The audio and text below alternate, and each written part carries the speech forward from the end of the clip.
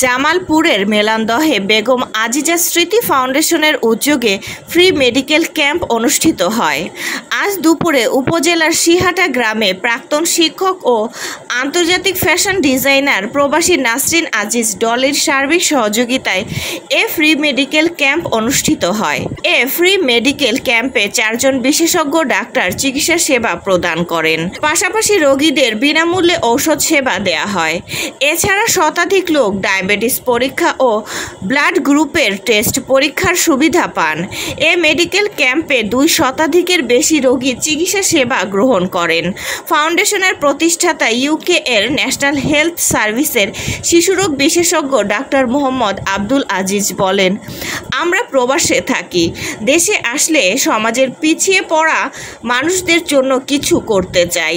সিহাটা এলাকার মানুষদের জন্য আমাদের দায় আছে, তাই প্রতি বছরই আমরা ফ্রি মেডিকেল ক্যাম্পের মাধ্যমে চিকিৎসা সেবা দিয়ে থাকি। যার যার অবস্থান অনুযায়ী এ সমাজের জন্য, এদেশের জন্য আমাদের কিছু করা উচিত। বিস্তারিত দেখুন শরীফুল ইসলাম ঝোকনের প্রতিবেদনে। আমি ডক্টর আজিজ, আমি শিশু রোগ বিশেষজ্ঞ এবং GP national health service UK.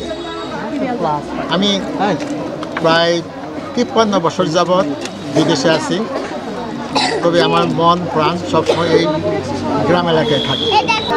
যখন ছুটি হয় আমি দেশে চলে আসি এবং প্রতি বছর চেষ্টা করি একটা এই জাতীয় ফ্রি মেডিকেল ক্যাম্পেইন করতে। এই ক্যাম্পেইনে আমি সবাইকে স্বাস্থ্যগত ব্যাপারে নির্দেশনা দেই, কেমনে ভালোভাবে থাকা যায় স্বাস্থ্যগতভাবে।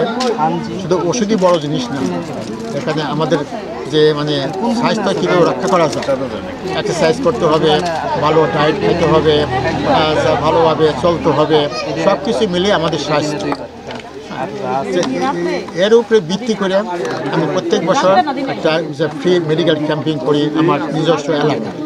ইনশাআল্লাহ অদূর ভবিষ্যতে এটা শুরু করতেছি এবং এখানে সুন্দর একটা স্বাস্থ্যকেন্দ্র করা হবে এবং বহুমুখী স্বাস্থ্যকেন্দ্র। এলাকাবাসীর জন্য অবশ্যই সবসময় থাকবে, দোয়া থাকবে এবং আমাদের দ্বার খোলা থাকবে। আমরা যখন আসবো তারা আমাদের কাছে আসবে, দেখা করবে, এইভাবে আমরা সাহায্য করতে পারি এই বিষয়ে আমরা সচেতন থাকবো এবং আমরা যেন এটাকে আরেকটু বিপুল আকারে করতে পারি। এবং হয়তো আমরা ভবিষ্যতে আমরা একটা ফ্রেন্ডস অফ বাংলাদেশ, আমাদের একটা অ্যাসোসিয়েশন আছে, ওখানে আমরা ব্রেস্ট ক্যান্সার ইউনিটের একটা নতুন একটা কিনেছি অ্যাম্বুলেন্স। ওখানে ওই অ্যাম্বুলেন্সের ভিতরে সব রকম মেশিনারি থাকবে, অ্যাম্বুলেন্সগুলো আসবে, এক এক ডিপার্টমেন্টের এক এক এরিয়াতে যাবে, গিয়ে ওখানে মহিলাদেরকে চেক করা হবে।